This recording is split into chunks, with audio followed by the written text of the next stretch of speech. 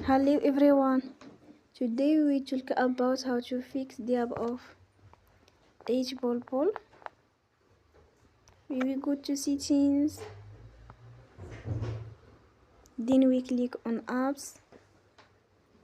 After that we search the app HBallPol and we click. Then you will on force stop. After that you will go to storage.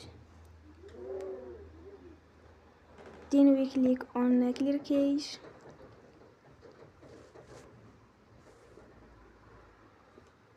In the end, you will turn your Wi-Fi and you will turn again. Don't forget to support us by like and subscribe. See you next time and thank you for watching.